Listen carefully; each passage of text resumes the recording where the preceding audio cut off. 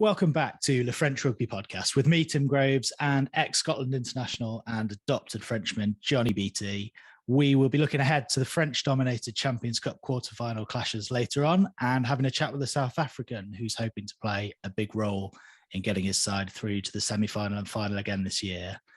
But we should have a bit of a chat about the top 14 first, Johnny, because it's absolutely mad, isn't it, that with 2 rounds left, no one is guaranteed a place in the playoffs. Nobody's got a clue, mate. Me the first. No, I was watching the other end of the table at the weekend. I was at Biarritz against Cast, but you're right. I mean, it was for Cast. I mean, they were absolutely delighted, as you can imagine. But Cast winning away from home, Racing winning away from home, Leon thumping.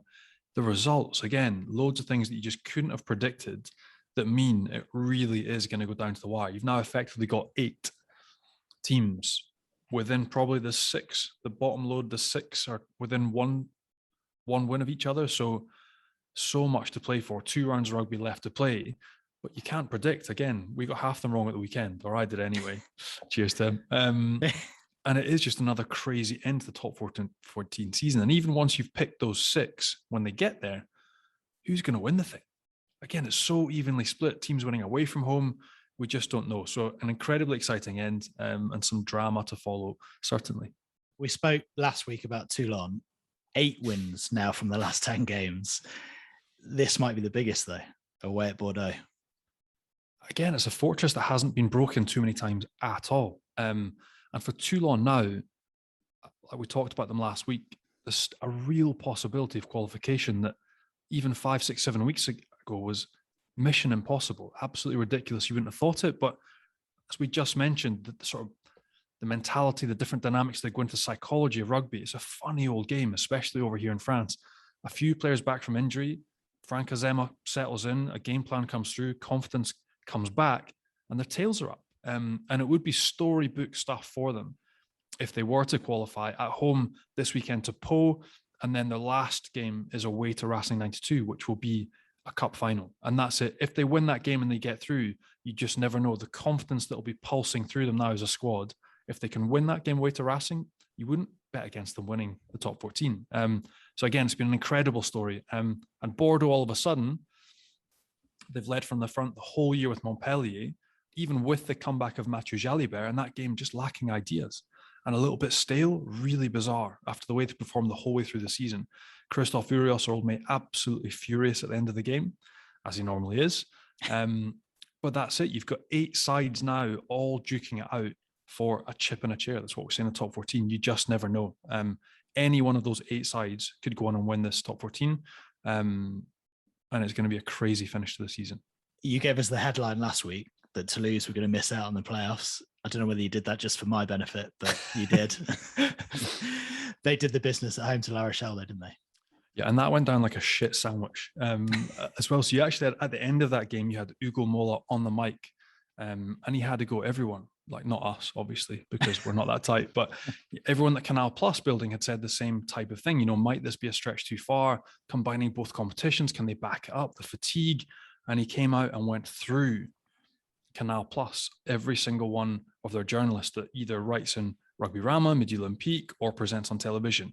He was absolutely livid, but it's a difficult task and it will be right to the end. And you actually had the head of rugby for Canal Plus had to come out with a statement and say, it's really bizarre that he doesn't like to be questioned. This is just normal questions from journalists. We're not having goes at anybody. But that was a game that they absolutely ground out. And I'm sure our guests will be able to give us a bit more insight into the ins and outs of the game and where it went wrong for La Rochelle.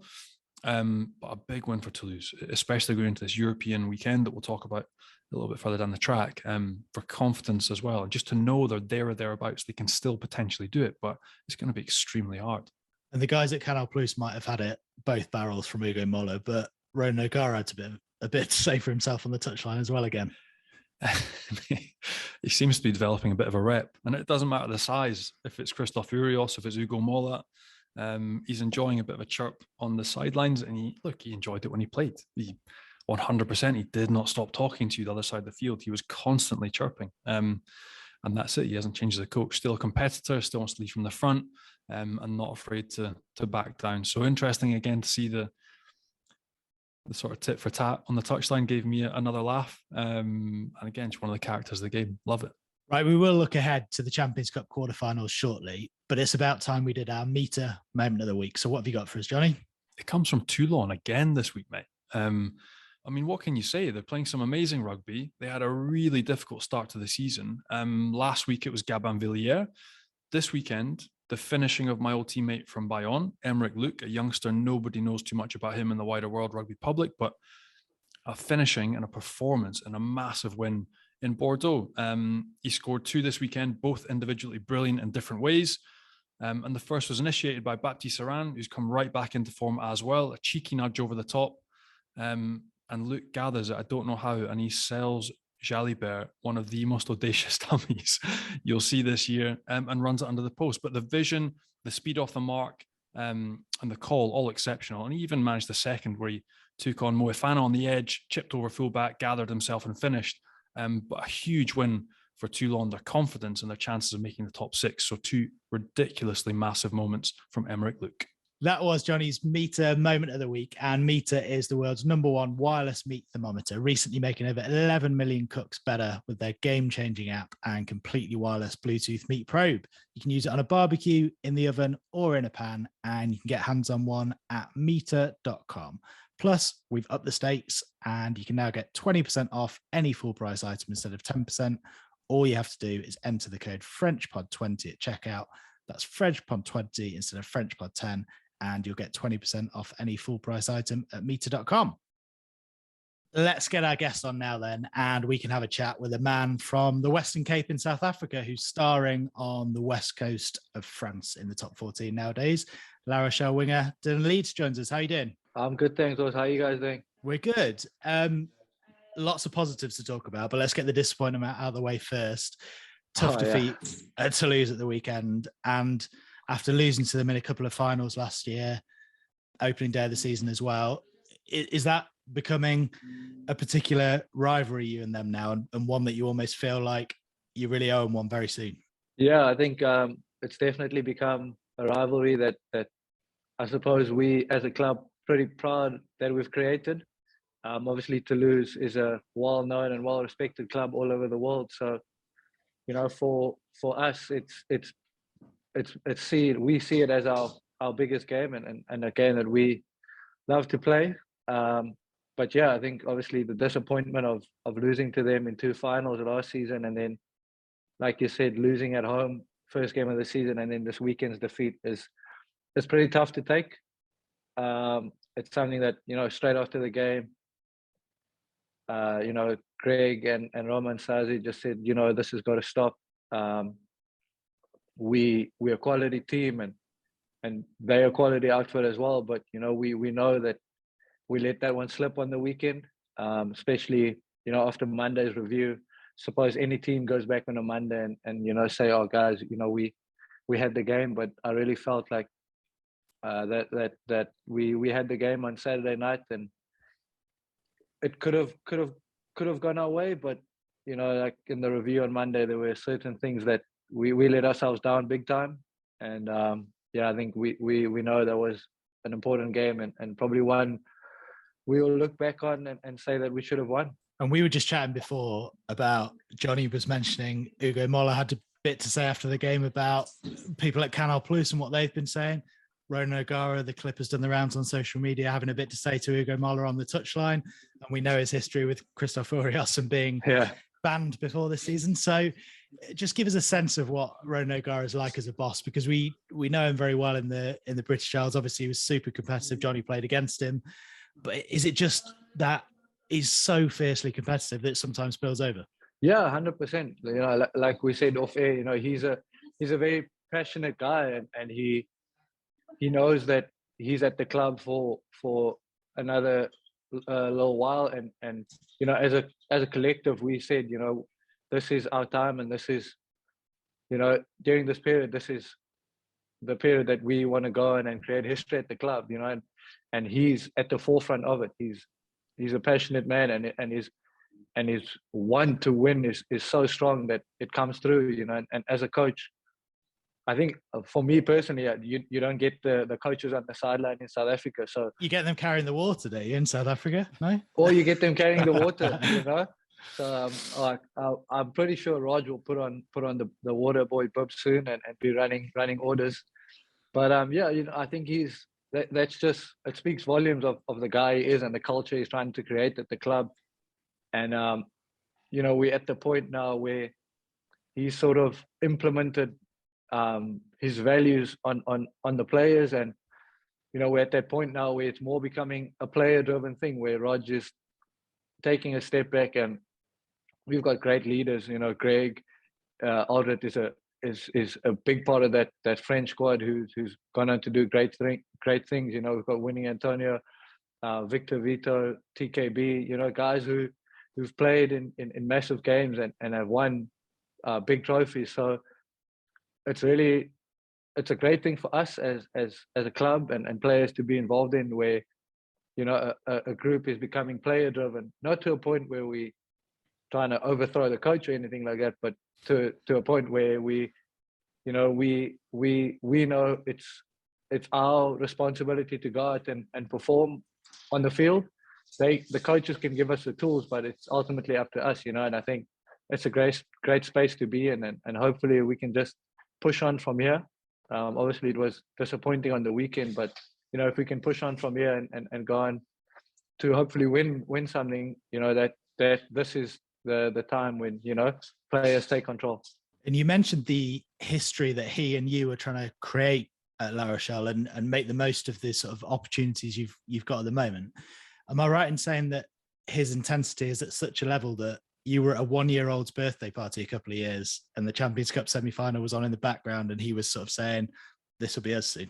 Yeah, we were. It was because, like, you know, sort of this time, if you're not in the Champions Cup, you have time off, you know. And I can't remember whose birthday it was. I'd mentioned this before, but like, I just remember we were watching the game and he's like, yeah, like, enjoy your time now, but like, you know, in a couple of seasons, you're not going to have this break because this will be us, you know. And that's exactly the type of guy he is. And we find ourselves in the position now. We were there last season as well. So it's great. And I think for the whole club, you know, everyone is like, the support we get here in La Rochelle is second to none.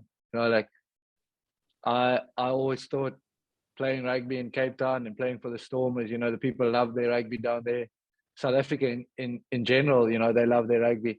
So the support we got as players at the Stormers was fantastic. And then coming here, you're just like, man, is this even real? Like we came home after that Champions Cup final and was like a late flight back from London, and we came to La Rochelle Airport. And I mean, it's not the biggest of airports. So we walked in and it was like 2 a.m. in the morning. And our manager was like, oh, just be ready. There's heaps of people outside. And we're like, come on, man, it's 2 a.m. Like, we just lost the final. Who's going to be waiting for us, you know? And as we walked out of the airport, there was just like hundreds of people singing and just coming up to us and saying, you know, thank you. Like, what you've done for our little town and our club is amazing. And like, I'm just thinking like, man, as a player, you're already so disappointed. And then you've got these fans coming up to you, little kids waiting at 2 a.m. just to say thank you. And you're just like, this is crazy. It's like, it sort of puts like a more like, it adds more to the disappointment, if I can say that, because you're like, oh, I haven't just let myself down or my club down, and my coach is like, I've let the people of La Rochelle down as well. But like for them, it's just, oh, we were in a final. Thank you so much what you guys have done. And you know, and I think that's why, as a club, we're so lucky to be in a position where we're still in 2 competitions and have a great chance of making it to the playoffs, you know. So for us, our biggest driving force is literally just coming back with a trophy to celebrate with this amazing supporters that we have. Yeah, I think that comes down to the journey the club's been on. Like, When I first 100%, arrived in France, that club was in Pro D2. They were well supported, but over time, the consistency that's gone into the performance end of the business, the on-field aligned with the business sense.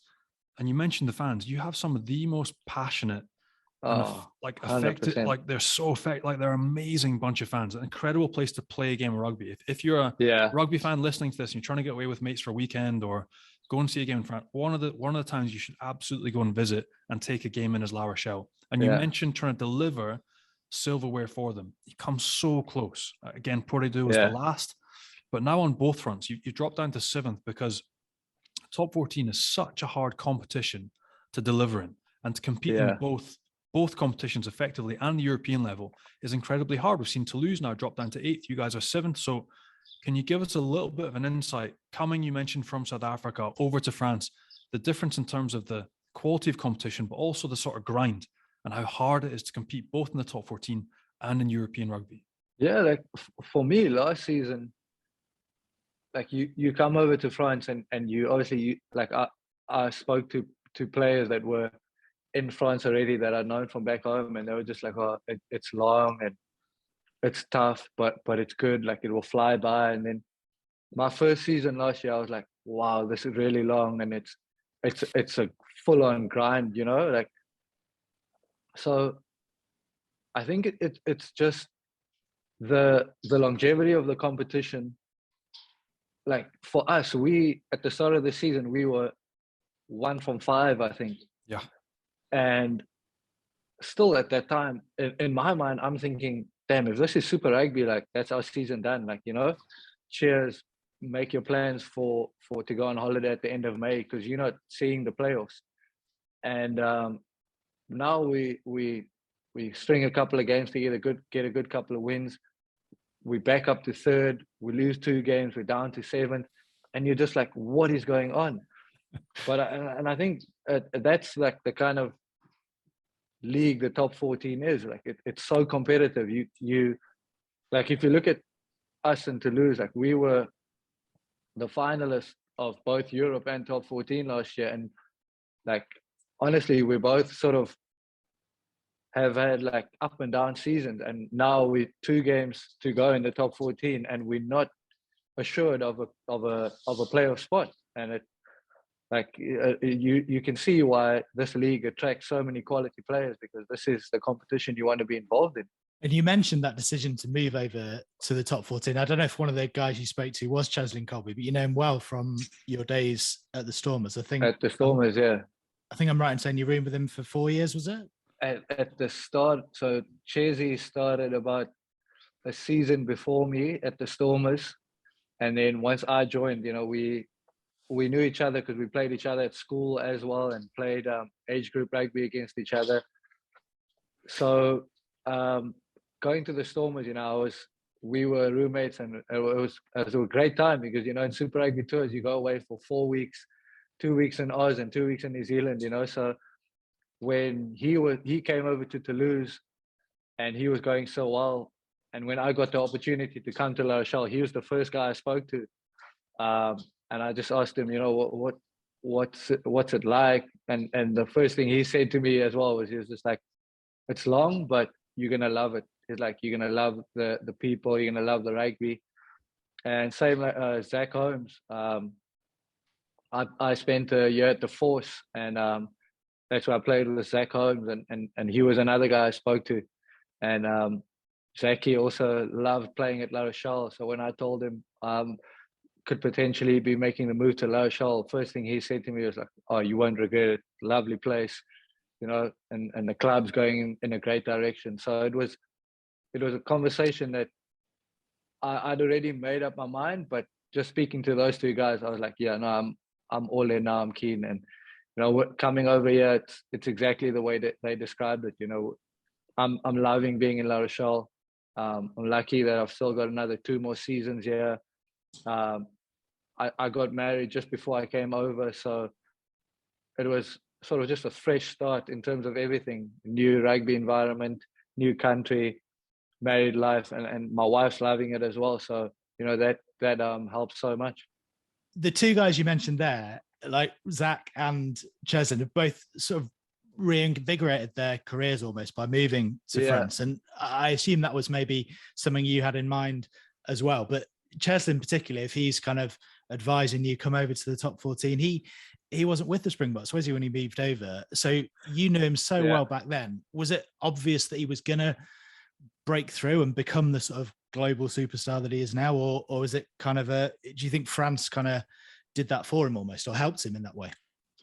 I think if you ask someone at the Stormers, the answer will be yes. We all knew he was going to be the player he is today. The thing that at the time, we had, I think it was maybe Brian Abena and JP Peterson on the wings, and they were, Brian's a phenomenal finisher, JP's big, strong runner. So the idea of having a guy of Cheslin's size on the wing wasn't seen as the next fit for the Springboks. But at the same time, he was killing it in Super Rugby, playing on the wing or at fullback predominantly. So we knew, as a Stormers group, we knew that this guy he was always going to be something special, no matter where he plays his rugby. And I think I don't know if he's mentioned it before, but at the time, he didn't even want to leave because he wanted to pursue the Springbok dream. But at the same time, it was also an opportunity for him to get himself in a different environment and hope that something comes of it, And the Cheslin, we knew at the Stormers, was a fantastic rugby player, nicest guy, an X-factor player that, second to none. Even in Super Rugby with your Australians and Kiwis running around, he was still the man that everyone paid attention to.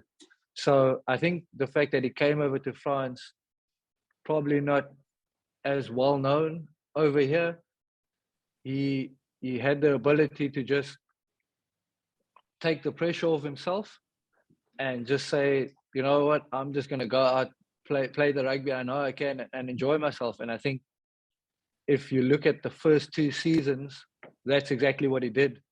At Toulouse, he was phenomenal. I remember being back in Cape Town and just seeing clips of Cheslin running amok and thinking, shit, like this is what he did for us. So to see him doing it on the other side of the world is awesome. And I think it was always going to be hard to deny him or to keep him out of that Springbok squad. And once he got in, there was no one else who could top him. And I think the great thing about him is that even throughout all the recognition he's getting, and the global superstar that he is today, he still remained the same guy. Like, I know how hardworking he is and how still so reserved he is, and the effort he puts into his game is almost as if he still has a point to prove, kind of thing. And 10 Springbok caps to your name. Is there a part of you that misses it? Would you like to get back involved in the national setup? A World Cup coming up round the corner, would that be a dream of yours to try and work your way back in? Yeah, I think that goal will never go away. I think for me personally, I know this is probably my last shot at it, because there's some great rugby players in South Africa at the moment, or outside backs, and so for me, I would really, see this as my big final push. And if I get the call, then great. I'll do whatever I need to once I'm in that environment again. But I think for me, the draw card of potentially being able to be in La Rochelle and create a bit of history with this club, for me, is at the moment a little bit bigger than going on to play for the Springboks. Simply because before the Lions series, there was a bit of chat from the coaches saying that I was there and thereabout. And then obviously once the squad got announced, I wasn't in. So it was another disappointment just after missing out on the World Cup as well. And I thought to myself, the one thing that I can do or continue to do is keep putting my hand up and playing well for La Rochelle and shift my focus to being the best I possibly can be for my club. And with anything, if I'm playing well and our team's winning and I'm in the championship side, that only pushes pushes my case to be back in a Springbok squad. And I'd love to put on the jersey a couple more times. I went over in November for their end of year tour where they played at Murrayfield, and still good mates with some of the guys in the squad there. And after the game, I went to their hotel to have a beer with them, and just being around them, I was sort of just sitting there thinking to myself, like I know I can be here, and like I still want to be here. So yeah, that goal and that drive will never not be in me to say, I want to push on and hopefully still represent my country on a few more occasions. Yeah. And you mentioned there was some conversation before the Lions tour. There's a lot of talk in England at the moment about Andre Esterhuizen coming back and playing for the Boks. He's having a phenomenal time. So we've spoken before about players coming over to Europe and reinvigorating their career. There's no longer that barrier in place where you have to have 30 caps like there was back a few years ago. And Jack Nienaber is having so-called sort of alignment camps for overseas players. He's obviously talking to players. So you mentioned you're definitely available and keen. When was the last conversation or chat you had with anyone internationally? It's been a while. I check my phone just to make sure that my signal is working. But no, it's been a while. And to be fair though, like I haven't felt like I've been on the same sort of form that I was during last season. So I think that's got a bit to do with it. But at the same time, like I said, if I can just continue to play well for La Rochelle, and we are playing in games where, like the Champions Cup quarterfinal, and hopefully a semi where it's big games and I can perform and do the best I possibly can. Hopefully those performances can get the attention of the coaches back home. And I think that's what Andre Esterhuizen done. Literally, he was a guy we were sort of in the same position where he was there and thereabout leading up to the World Cup, and unfortunately didn't make it. Came to Quins and has been killing it ever since. So he's done his part in trying in getting himself back into the conversation. So that's all I need to focus on is continue to play well for my club and hopefully get the call. I'm pretty sure my orange is up and running at all times of the day. So hopefully I can continue playing well and see Jack Nienaber's name appear on my phone sometime. I'm sure he's a big fan of the podcast, mate. So I'm sure once he hears this, tomorrow it's going to light up. I was going to ask you as well, you played junior rugby with Raymond Rule as well, who's with you at La Rochelle. Like you're capped together as well. So is there a part of you did you get a text? Like, have you had a WhatsApp? Like, do you compare? Do you talk about it together? Like, it must be an objective for both of you. We often chat about it, and I think more so like because we got capped at the same time. We played in the 20s together, so I know Ray is also in a space where he's happy playing for La Rochelle and doing well with La Rochelle, and if the opportunity comes, he'll grab it again because he's one person that, and I don't think he minds me saying that, but I think he's one person that got a bit of or got treated badly at a time when South African rugby wasn't really doing well, and he copped a bit of flack there. So I think for him personally, I think he really wants to just get another opportunity to show everyone, you know what, it was one game, and it led to him being out of the squad and never seeing the jersey again. So I think for him, it's probably more of a case of hopefully getting the opportunity to show the world, you know what, I'm still the class player that I was when I put on the Springbok jersey.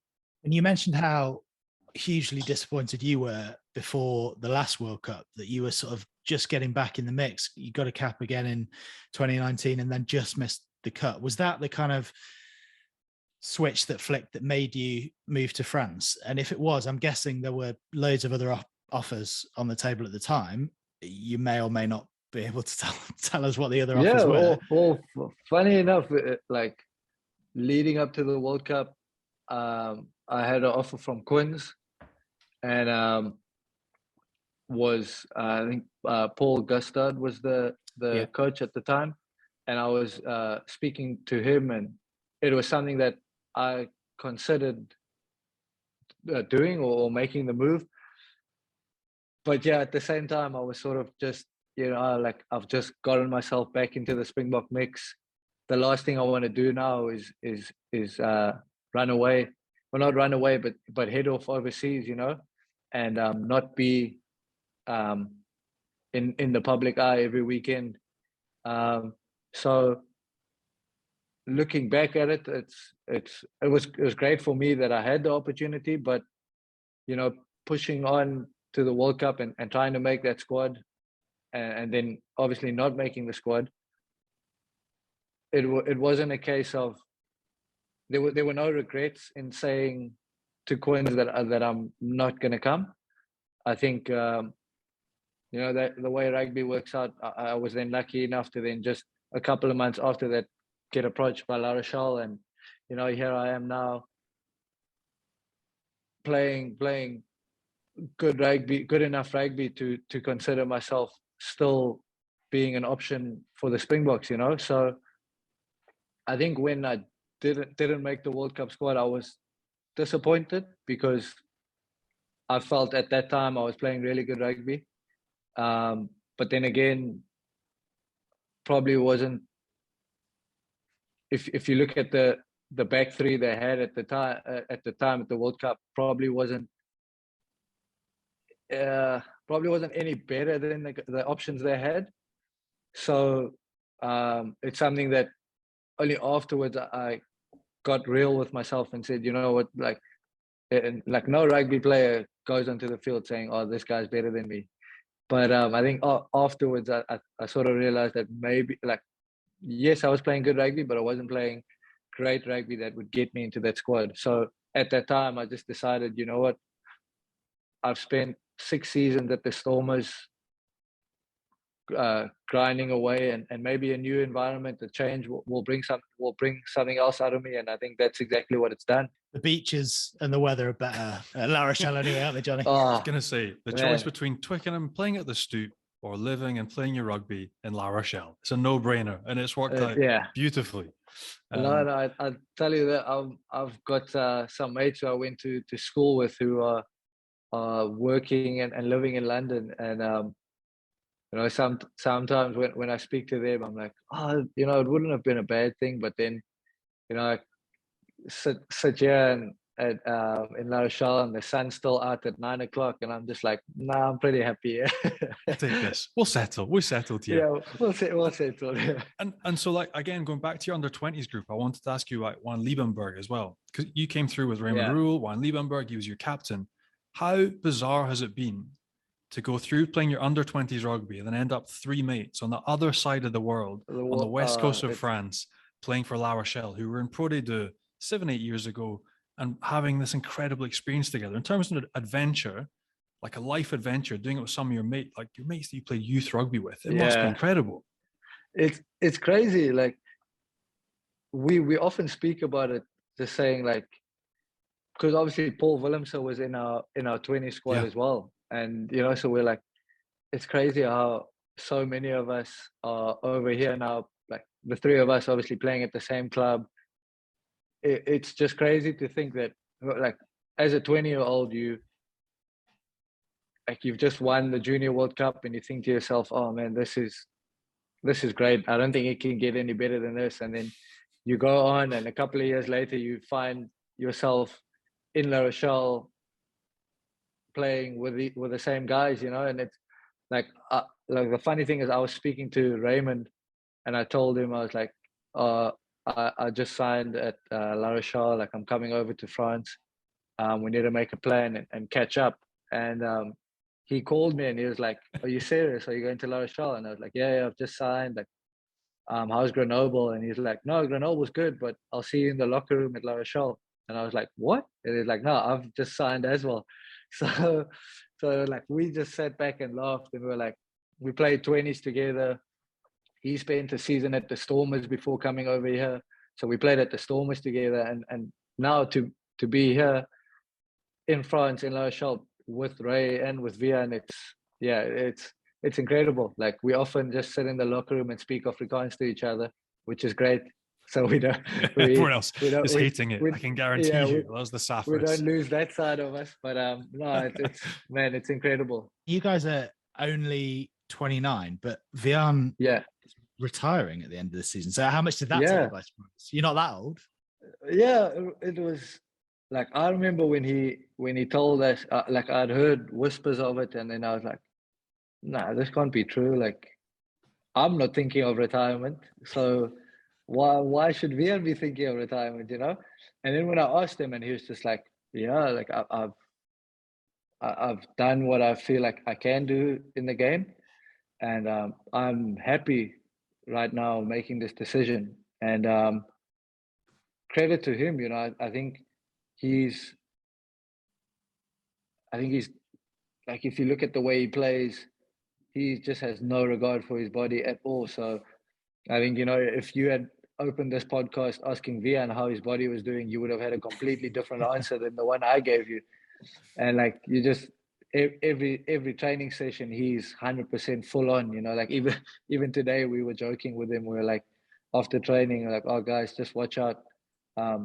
Vian's played his game today again, because he just goes 100% in training. His wife is his wife's family is South African, but she was born here in France. So they're going back to Montpellier, where he's put some things in place for himself to make the transition from a pro rugby player into business life pretty simple, you know. And I think it's something that, at the time when he spoke to me about it, I was sort of thinking, you know, this is great, you know. At 29 years old, a guy saying, you know what, I'm done, I've had enough, happy to let the game go.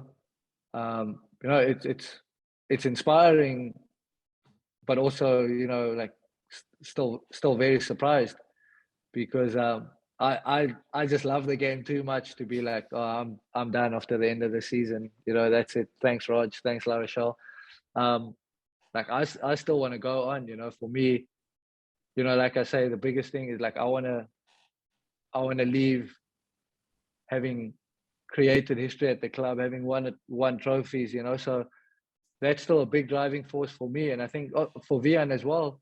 But I think at the same time, he's also just so happy and content with where he is as a human being outside of the game, to be able to say, you know what, I've done what I can, and that's it for me. And there's not many of us that are brave enough or smart enough to do that. Like, most of us want to drag our carcasses until somebody says, Johnny, could you just stop? Which in the end, inevitably is what happens. Rule. Yeah, that's exactly. Rule. We're from the same school. Yeah, Ray's saying that he'll go from top 14. Then if someone in top 14 says, look, Ray, you're not cutting it, then he'll say, okay, Pro D2. He'll go to Pro D2. And if they're like, look, Ray, that's not you anymore, he'll go Fed 1. And he's like, he'll go national. He's like, I just want to play, man. Hey, Johnny, you could be playing with him, Johnny. We spoke about this last week, coming out of retirement for Fed 1. I couldn't. Ray is actually a good athlete who is talented and gifted. I am hacked up, old, washed up, and past it. Let's just accept it. Another man that's nowhere near that stage, Victor Vito. Let's talk about somebody else announced, another smart man that said he's hanging up at the end of the year. Is there added motivation to win something? A personal note you've mentioned, but in a team perspective for these guys that are around you that you've grown up with, you've watched, you've had teammates that have become leaders, for guys like Vic or for guys like Vayan, is there added motivation for you to win something for them so they finish on a sweet note and you finish with a trophy together? Yeah, 100%. That's something that's talked about as well. And Vic always says to us, you know, boys, when I left the Canes, he won the Super Rugby final in his 100th game for the Canes, and he's like, I think it's written in the stars for me. So when he said to us, you know, he's gonna call it a day, I think he was also saying, like, you know what, you guys better send me off on a good note here. But no, Vic is, you know, like exactly like Vian, an incredible guy who just, I think for me personally, just opened my eyes to so much more. And like, you know, just sitting in between meetings or training sessions, listening to the things he talks about, the conversations he has, it's incredible. You know, same like TKB, these guys who are World Cup winners, Super Rugby champions, and they come over here, and it's not a case of I've done what I have to, and I'm happy to sort of go along with the flow. They just add so much value to whatever we're doing, whether it's in meetings, like training sessions. Like Tawera is probably the nicest guy, but on the field, he's the ultimate competitor. Like if I'm not chasing a box kick hard enough, he's getting on me in training. He's like, Dill, you could have got there. He doesn't want, like, he's the type of guy where he doesn't want anyone in his position to think that, oh, I've got the chance to be better than T. You know, he drives the standards at training. Like, he gets on like guys like Wingy and Will. If they're not giving him good lines, like off 9, he's like, bro, you need to be better. And like the same with Vic, like when it comes to like our short side attack, if I'm not owning the space there, Vic's always on me, like, Dill, come on, like, you need to do this, do that. Or like we're in the line outs, you know, and I think hopefully the younger guys in and around those players pick up on it. And it's something that once Vic is gone now, that there's someone else step in and take on that role, you know. So I think just back to Vic, I think he's a phenomenal rugby player. We all know that. But the thing that's sort of surprised me the most is just the type of guy he is, you know, whether it's with the families or, you know, us foreign players coming over here. He's just been like the caretaker of everyone, making sure we're all comfortable and we all know that, you know, he's a phone call away if you need anything, whether it's to do with rugby or not, you know. So that's something that's like really, really great, and something that the boys all look up to and appreciate. And back to the present, Johnny mentioned wanting to send him off on a high with a trophy. You've obviously got to win this weekend if it's going to be the Champions Cup trophy. So you mentioned you've done the review sessions. You've had Vian Liebenberg throwing himself about in training on a Tuesday, knocking boys about. In terms of looking forward about Montpellier, you obviously know them very well from playing them loads in the top 14. Without giving the game plan away, what are you expecting? What's the focus? Montpellier is a really tough side, very, very organized in the way they do things. I think we also just realized a couple of days ago that over the last 2 seasons we've played them, we've only beaten them once. So it's by no means a game that we sort of feel we favorites going into it. I think they're a really quality outfit, and they've shown that, you know, no team puts points on Quins like that, the way they did, home and away. And so for us, I think it's sort of keeping a bit of that frustration and disappointment from the Toulouse loss, and sort of just being back at home is a big bonus for us as well. So it's a lot to do with how we approach the games in terms of our set piece and our execution on that. I think, you know, that was the big focus today for us. So we know they're quality outfit on D, and I think the big thing, you know, for us is we want to give the ball some air, whether it's in top 14 or Champions Cup. That's the way we see our identity and our brand of rugby. But at the same time, also knowing that Montpellier is an outfit that if you're just going to throw the ball around willy-nilly, they're going to punish you. And we know the likes of Zach Mercer and Gabisi and Pollard. Those are quality rugby players. So I think it's going to be a great game. The weather looks good here in La Rochelle, so hopefully it stays this way, and we'll hopefully be able to get a good 80-minute performance in. Well, good luck this weekend. Thank you very much. Yeah. We know you've signed up for the next couple of years at least in La Rochelle, so you're obviously loving life there. And we'll clip that little bit up for Jacques Nienaber and send it over. So good luck with that as well. Thanks, guys. I appreciate that. Best luck this weekend, mate. Thanks a lot for coming on. Thanks very much, guys. Cheers. Interesting again there. Another international career that we're hoping to resurrect. We're doing our best. We're doing our best, mate. And also fascinating that he could have ended up at Quins, but hey, France, better weather. He made the right choice, didn't he, in the end? Work-life balance, down the beach, sun on your back, what's not to like? I think also the international rugby piece will be a real interest to him, because you'll have seen Will Skelton be out in the wilderness and not do it, and then a slight rule change, you're in form and you go and get picked, and that's it in a nutshell. But the rugby he's playing in that backline set up by O'Gara, he's quality every single week. They operate at such a high level, and he could fit straight back into the Springbok setup. I mean, the guy is a phenomenon. And he mentioned that they've had a few defeats to Montpellier recently, and they're not seeing themselves as favourites for this game. But from the outside, obviously, because they're at home, most people are seeing them as big favourites. What do you reckon? I think there's a few different parts to it that have only come to light in the past 2 weeks. Like I would say Montpellier have come heavily back into form. Some of their players have been outstanding. Some of that key personnel has been injured and operated on in the past 3-4 weeks. So Kobus Reinach has had a shoulder reconstruction. He's going to miss the tail end of the season. That's a big loss. Like Montpellier kick more than most teams in the top 14. They're very effective, but he's integral to that because there's quality and precision with his kicking. Paul Valemse, it looks like he's done either his ACL or something bad knee-wise. So it looks like he's going to get in the operation. He's been massive for them and for the French side. I mean, he has been just ridiculous physically.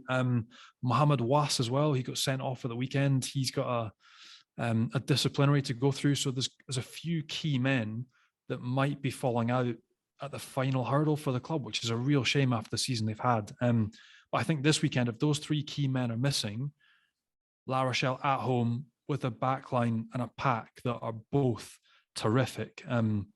I would also say La Rochelle are favourites this weekend. Before we chat about the other Champions Cup quarterfinals, summer's coming, isn't it, Johnny? And we've got the listeners sorted with some beers, haven't we? Summer is coming, and we have sorted them, Tim. We have. And beers that I first tried in a Murrayfield car park, which sounds dodgy, but these beers aren't dodgy. They're actually very, very good. And put simply, no hangover afterwards, great tasting beer. And I, as a 36-year-old who now gets stinking hangovers, can actually enjoy them. And my wife speaks to me after I've had them. So I'm a big, big fan. Yeah, Days is a new breed of alcohol-free beer created for those who want to do more. Proudly brewed in Johnny's native Scotland using locally sourced ingredients, their beers are 0.0% ABV and low calorie as well. And they're now a B Corp certified company committing 2% of all sales to charities that empower fresh thinking towards mental health. Brewed for good times, good days, and good tomorrows. You can enjoy all the great moments associated with a cold beer just without the side effects. And with over 700 5-star reviews, it tastes great too.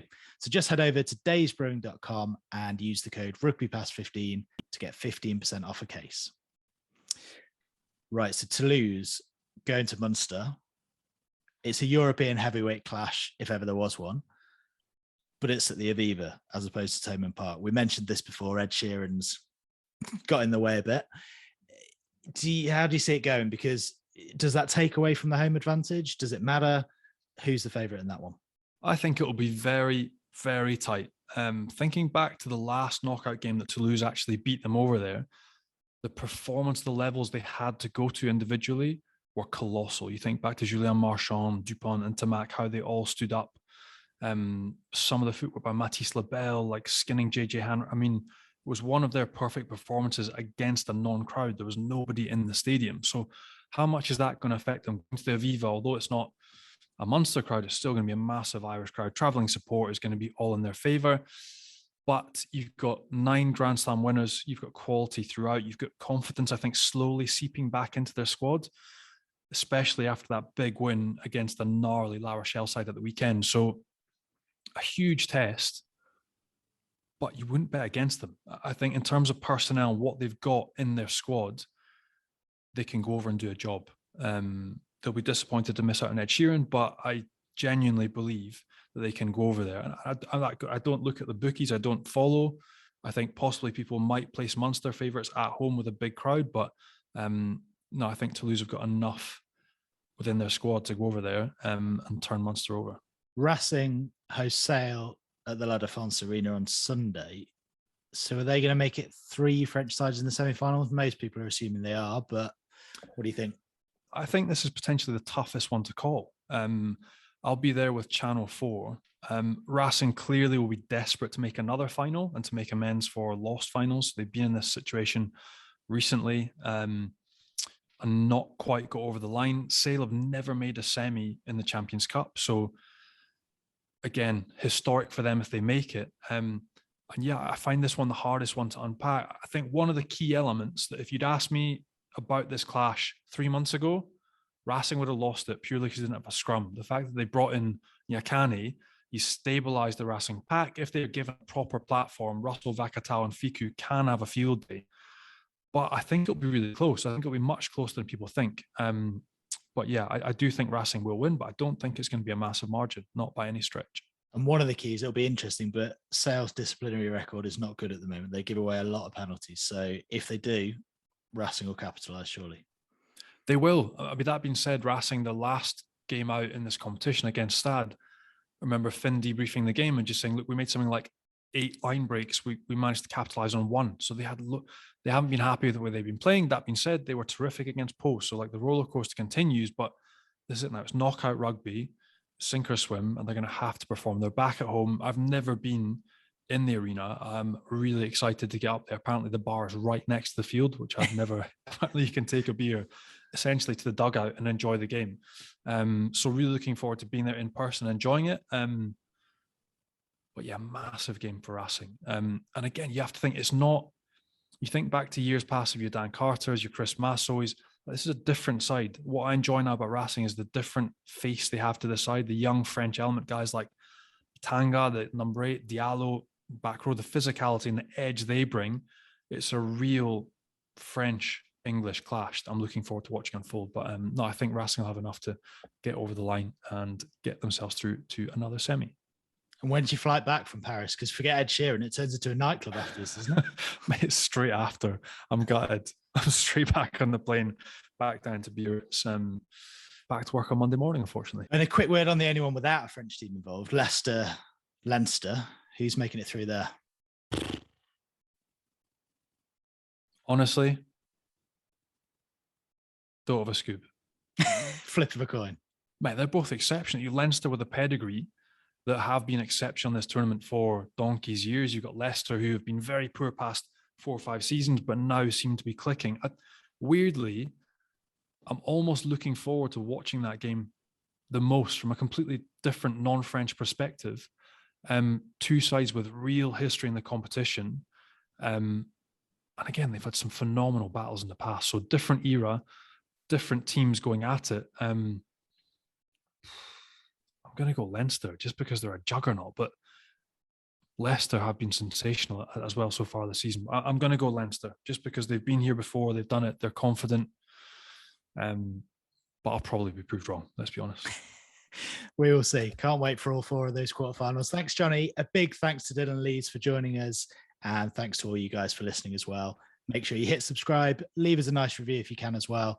Check us out on Rugby Pass and on YouTube. And we'll be back with another episode next week. Au revoir, Johnny. Cheers, Tim.